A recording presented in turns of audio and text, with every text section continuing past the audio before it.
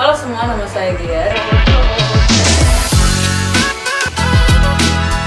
Dan hari ini saya akan menemani kalian pada podcast Communication Ethics Part 3. Dan untuk tema hari ini kita akan ngambil Intercultural at New Year. Untuk judulnya kalian bisa lihat di layar, yaitu resolusi, doa, dan kembang api. Cara orang Indonesia merayakan tahun baru. Nah, di sini tentu saja saya tidak sendiri, karena di sini ada teman saya yaitu Elisa Amasati.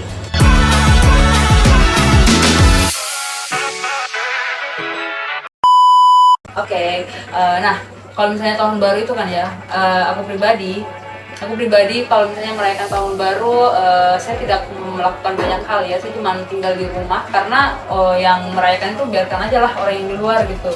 Nah, di sini di komplekku ini biasanya orang-orang pada bakar petasan, bakar kembang api. Kebanyakan sih bakar petasannya yang memekakan telinga. Dan orang-orang kalau di sini kalau bakar-bakar mungkin jarang ya, karena rumah-rumah warga di sini tuh langsung menghadap ke jalan raya. Jadi kayak masa iya sih mau bakar-bakar di tengah jalan gitu. Jadi nggak mungkin. Nah, berhubung aku lagi ngomongin bakar-bakar, kan biasanya nih ya di negara kita ini, bukan negara kita aja deh, di negara orang lain pun setiap tahun baru pasti bakar-bakar ya, bakar petasan, bakar makan, terserah ya. Nah, menurut kalian apa yang membuat acara ini begitu spesial bagi kita ini?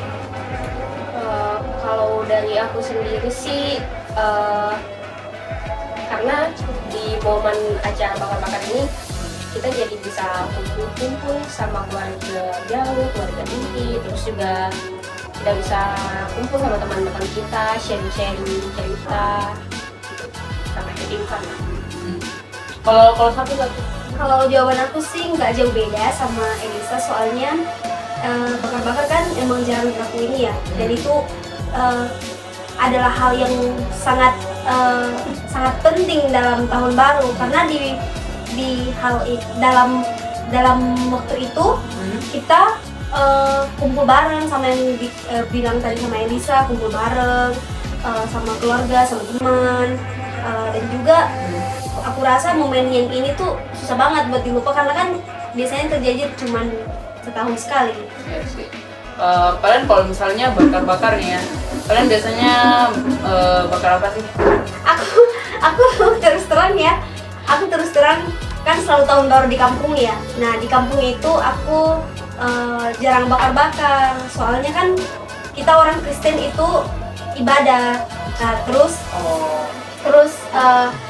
aku juga baru 2 tahun terakhir ini tahun baru di Makassar, cuman kan sibuk ya, soalnya kan aku kerja, jadi nggak sempat rayain tahun baru di sini. Paling kalau rayain tahun baru ya di tempat kerja. Oh, jadi tahun baruannya sambil kerja. Iya betul, sambil cari uang. Kalau Elisa, kamu biasanya kalau bakar apa? Bakar kucing. Kalau untuk tahun kemarin sih nggak ada yang spesial ya, cuman kalau tahun ini finally bisa bakar-bakar sama teman-teman di Makassar. Ya, saya ikut senang di akun baru itu. Karena terus saya juga ikut beberapa. Lucu ya podcastnya. Nah, kan tadi Sakti bilang kalau misalnya dia itu berdoa ya, untuk umat Kristiani. Nah, karena kalian berdua itu umat Kristiani, doa ibadah tahun baru kalian ini merupakan salah satu bentuk penghormatan ke Tuhan kalian atas berkat yang sudah diberikan ke tahun baru dan tahun mendatang artinya. Bisa dibilang gitu sih, soalnya kan kita ibadahnya itu tanggal 31 Desember. Istilahnya kita kunci tahun, kita ibadah, bersyukur karena udah jalanin 1 tahun ini, dan kita dikasih kesempatan lagi buat masuk di tahun baru. Nah, kita itu ibadah bukan cuma di tanggal 31, tapi tanggal 1-nya nanti untuk memulai tahun yang baru kita juga ibadah. Aku juga kalau setiap malam tahun baru itu pasti selalu berdoa bersama keluarga. Ya, intinya 15 menit sebelum tahun baru kita doa dulu lah, bersyukur untuk tahun yang telah diberikan. sangat sangat heartwarming ya kalau dengar. Nah kalau misalnya Elisa apa sama juga sama si Tati?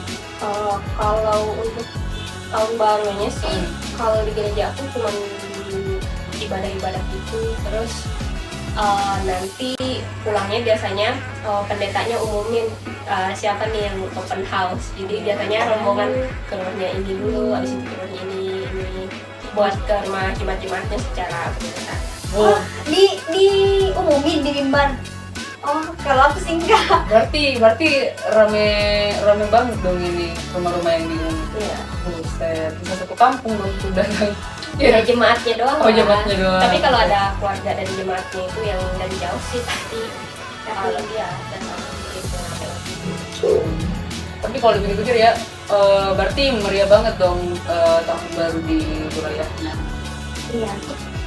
Aku juga sebenarnya gitu ya, ke rumah Rumah-rumah, tetangga, cuman iya. yang nggak diumumin di gereja. Oh, jadi jadi kayak asal datang aja gitu. Karena kita tahu pasti ada makanan di sini. oh. Iya, karena kan setiap rumah pasti masak. Berarti Kalau di kampung aku. berarti malam tahun baru ya udah lu masuk aja tuh. Iya, masuk aja sambil salaman lah. Ada kak, ya udah. Oh, ada kode. Ada kak, silakan. Udah. Langsung terus ke dapur ambil makanan. Oh, keren. jadi kayak akrab banget ya sama Iya. keluarganya. Gitu kan kalau di kampung-kampung gitu kan. Oh iya sih, yang aku dengar juga sih kalau misalnya di perkampungan itu ya kayak udah bukan lagi dia gelarnya tetangga Iya, kayak udah keluarga udah ya. keluarga, udah saudara gitu.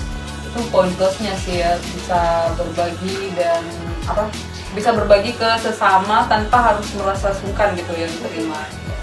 Nah gini ya, kan di zaman dulu itu cara perayaan tahun baru secara tradisionalnya itu cuman kumpul-kumpul bareng sama doa. Nah kalau misalnya zaman sekarang kan banyak banget nih variasi yang yang sudah dicetuskan sama makhluk-makhluk modern, kayak misalnya pergi party lah, atau misalnya bakar petasan, kembang api, sampai kayak budak-budak lah pokoknya itu.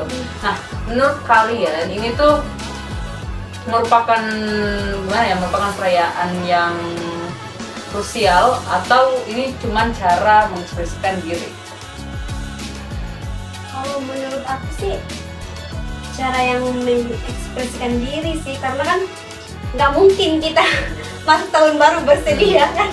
Iya, Pastinya melakukan hal-hal yang membuat kita senang, kayak pergi party gitu kan.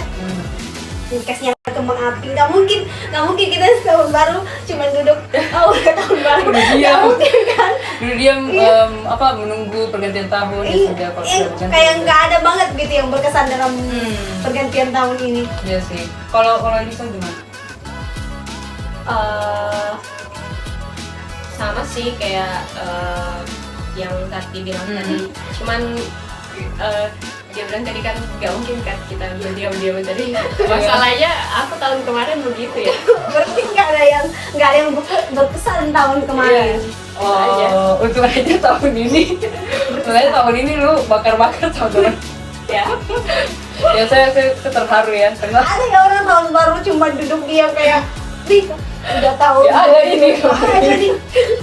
Iya, mau keluar juga nanggung, pasti kan rame kan jalanan. Oh, tapi Biasanya itu dilakukan sama orang-orang mager gitu kan. mager dan nolep ya. Untung aja tahun ini Tapi gini ya, bukan mitos juga sih. Biasanya tahun baru ini tahun-tahun bersih-bersih gitu lah. apa itu maksudnya? Bersih populasi. Oh, masa? Kalau di daerah tuh pasti ada aja yang kayak gitu. Oh, Jadi sebenarnya aku juga ngorong-ngorong diri itu karena karena di daerah dia nggak mau jadi korban. banyak pasti ada Serius? koril. Kalau dipikir serem ya. Pengen aja lu mau. Karena biasanya gitu tiap pergantian tahun baru pasti ada yang bersih. Terus korbannya 1-2 orang atau gimana? Lumayan sih biasanya, dan itu biasanya orang-orang yang aku kenal.